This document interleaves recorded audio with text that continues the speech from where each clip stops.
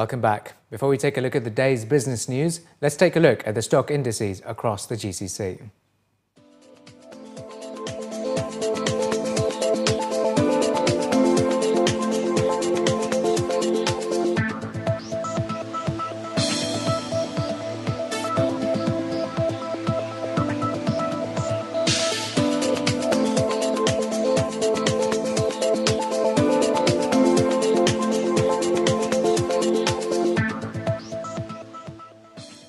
And in our top business story, Abu Dhabi Duty Free is inviting bids from international retail partners to move into Abu Dhabi Airport's midfield terminal building, the MTB.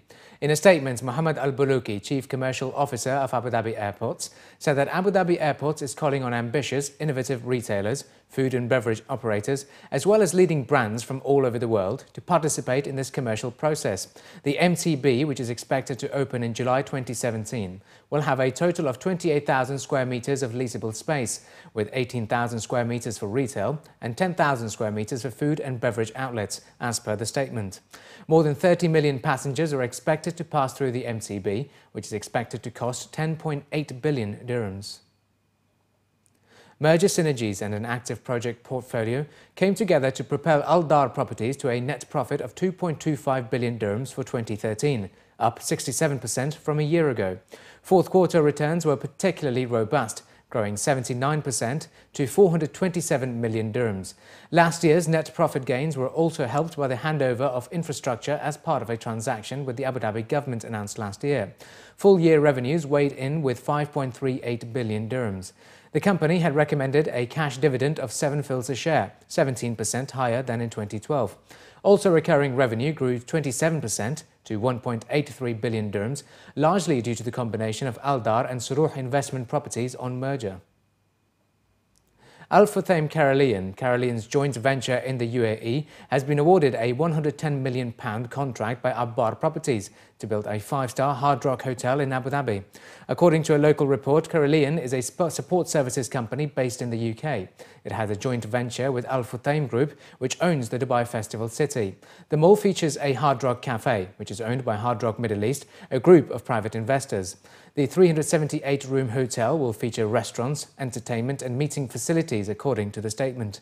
The statement added that it will be the first Hard Rock hotel in the Middle East. Construction of the hotel, which will be located in the capital's Corniche, is set to start this month and will be completed by the first quarter of 2017, as per a statement released by the company. 15 of the UAE's best companies to work for in 2014 have been recognized yesterday evening at a ceremony. Great Place to Work Institute UAE, part of a global research, training and consultancy firm, recognizes the best workplaces in over 50 countries worldwide. DHL was named top company this year, having moved up from its ranking 5th in 2013. This is owing to the company's significant efforts into refining its employee value proposition, which outlines guidelines for developing DHL staff in terms of growth, impact and pride. Coming in second was Microsoft, followed by Omnicom Media Group in third, Ericsson in fourth, and The One rounding up the top 5 list. The Vice President of International Operations at the Institute and partner and director of Great Places to Work Gulf, Dr. Michael Burkle, says this year's competition is the stiffest they've seen, with a lot of companies moving from the previous rankings. He says this is a proof of the commitment from organizations to improve their workplace by putting into practice the findings from the previous analysis reports. All the companies on this year's top companies list have one unique thing in common. They develop and implement people practices that drive high trust relationships. It's our belief that great workplaces have 3 strong key relationships. The relationship an employee has with their manager, a relationship an employee has with their coworkers, and an employee relationship has with his or her job. And when all 3 of those relationships are strong and productive, that creates a great workplace. According to Dr. Burkle, their proprietary trust index shows the UAE's ranking near the top globally with a score of 83%, a significant improvement from 4 years ago, where trust levels were much less. With human resource development a core focus of the UAE's economic strategy, the Institute hopes more businesses will adopt the Top Companies program as a measure of best practices. For new list maker Estee Lauder and for consistent list maker The One, empowering employees and engaging them are crucial to a company's success. It's really about empowering our people, so they have the right, so they know they can ask, they can come back, they can tell us what they want us to do better. It's our working hours, it's all the benefits that we give our people that most companies don't do. That is over and above the actual law, because the law is just basic. If you really want to be a great place to work, you need to get people to be empowered to speak up and say what is wrong or what could be better. You really need to be transparent. So everybody in the company knows that they can speak up whenever they want. This journey for us has been a 5-year journey, and we've really focused each year on a different strategy. So our first year was about building foundations in HR, and we looked at our policies and to make them fair and consistent.